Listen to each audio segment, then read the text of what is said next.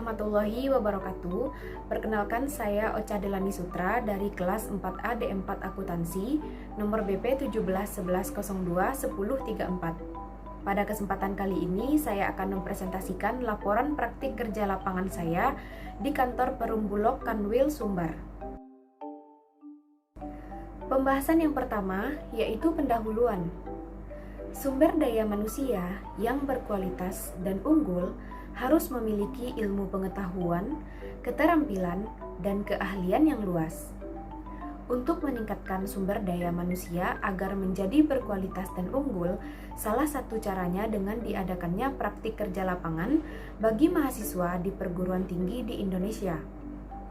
Praktik kerja lapangan merupakan salah satu upaya yang dilakukan oleh program studi D4 Akuntansi di Politeknik Negeri Padang kepada mahasiswa dalam rangka meningkatkan sumber daya manusia agar menjadi berkualitas dan unggul. Dengan adanya PKL, mahasiswa diharapkan dapat memperoleh gambaran secara komprehensif mengenai dunia kerja.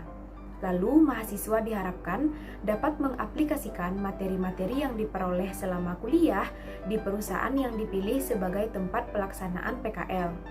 Serta mahasiswa diharapkan untuk dapat mengenal, mengetahui, dan melatih kemampuan dalam beradaptasi di lingkungan tempat PKL. Hal ini sebagai upaya untuk mempersiapkan mahasiswa dalam bersaing di dunia kerja. Pembahasan yang kedua yaitu profil entitas. Saya melakukan praktik kerja lapangan di salah satu perusahaan yang termasuk BUMN di bidang logistik pangan. Saya memilih perusahaan umum Perumbulok Kantor Wilayah Padang. Kantor Perumbulok ini berdiri pada tanggal 10 Mei tahun 1967. Kantor Perumbulok Kanwil Padang ini beralamat di Jalan Haji Muhammad Tamrin, nomor 24 Alanglaweh, Kecamatan Padang Selatan, Kota Padang. Secara singkat, kantor Perumbulok ini merupakan lembaga pangan untuk menyediakan pangan bagi masyarakat pada harga yang terjangkau di seluruh daerah, serta mengendalikan harga pangan di tingkat produsen dan konsumen. Dan ruang lingkup bisnis perusahaan ini meliputi usaha logistik atau pergudangan, survei dan pemberantasan hama, usaha angkutan, perdagangan komoditi pangan, dan usaha eceran. Pemerintah menugaskan Perumbulok untuk menyelenggarakan usaha logistik pangan pokok dalam kegiatan pelayanan publik atau Public Service Obligation berdasarkan Inpres nomor 5 tahun 2015 tanggal 17 Maret tentang kebijakan pengadaan gabah atau beras dan penyaluran beras oleh pemerintah. Serta Bulog juga melaksanakan usaha lain berupa kegiatan komersial yaitu perdagangan, unit bisnis, dan anak perusahaan. Pada kegiatan pelayanan publik atau Public Service Obligation ini, Perumbulok bertugas untuk menjalankan amanat pemerintah dalam mewujudkan kedaulatan pangan nasional dengan menjalankan 3 prinsip penting, yaitu menjaga ketersediaan pangan, menjaga keterjangkauan pangan, dan menjaga stabilitas harga. Pembahasan yang ketiga yaitu pelaksanaan kerja. Selama melaksanakan praktik kerja lapangan di kantor Perumbulok, saya ditempatkan pada seksi akuntansi, yang mana tugas pokok saya meliputi pengelompokan, penjurnalan, menginput, serta melakukan pengarsipan pada voucher pengeluaran dan penerimaan bank, serta melakukan penginputan pada penambahan piutang komersil. Yang pertama, saya akan menjelaskan mengenai penginputan voucher pengeluaran bank dan penerimaan bank. Awalnya, saya menerima voucher pengeluaran ataupun penerimaan bank dari seksi keuangan. Setelah menerima voucher, saya langsung mengelompokkan voucher tersebut menurut nomor yang ada pada voucher tersebut, guna untuk memudahkan saya dalam mendistribusikan voucher pengeluaran bank dan penambahan bank tersebut saat diinput ke aplikasi Sistem Informasi Akuntansi Bulog. Setelah itu, saya menjurnal voucher tersebut sesuai dengan perihal yang tertera pada voucher.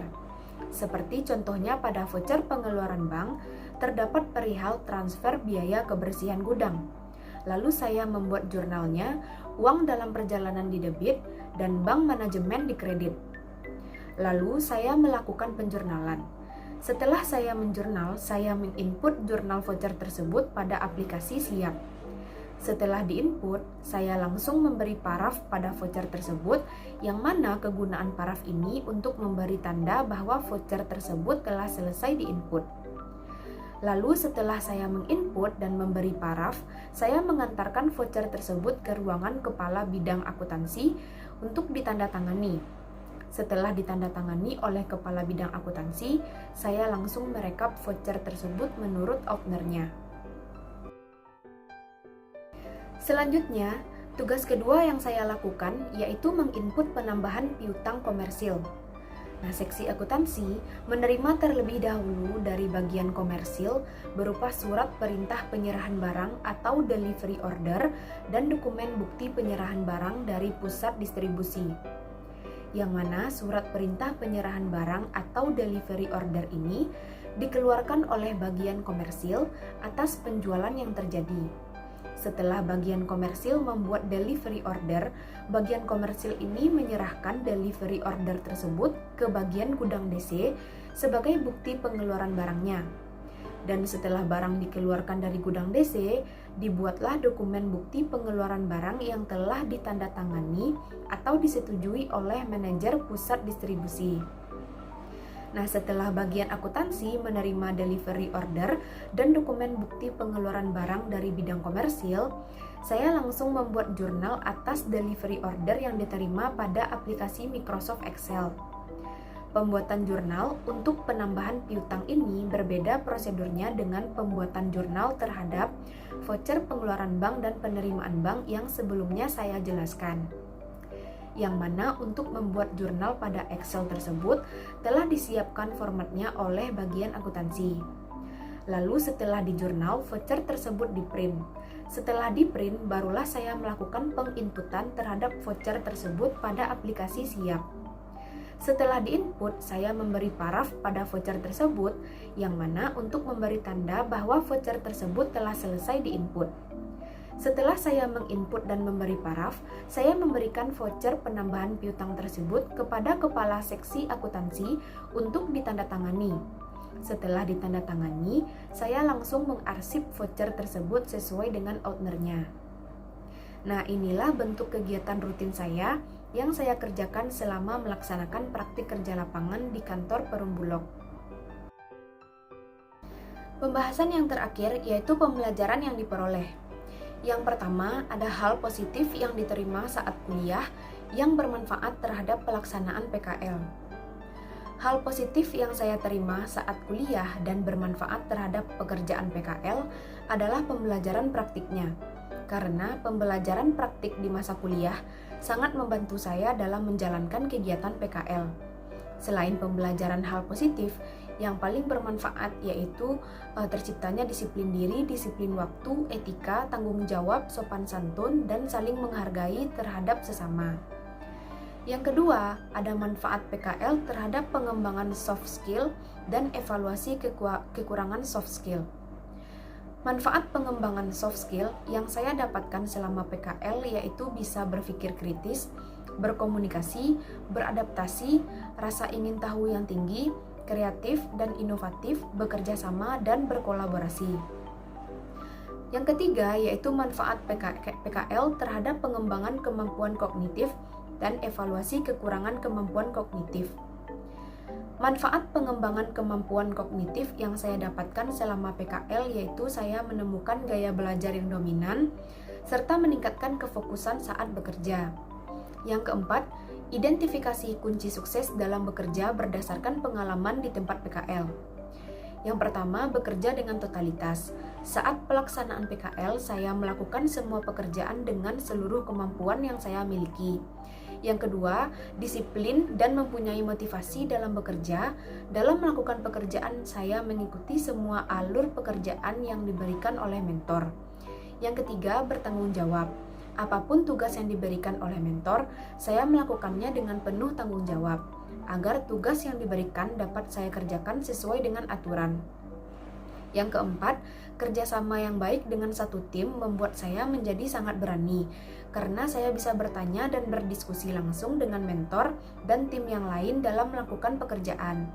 Yang kelima, mengatur jadwal. Dalam melakukan pekerjaan, waktu adalah hal yang paling penting.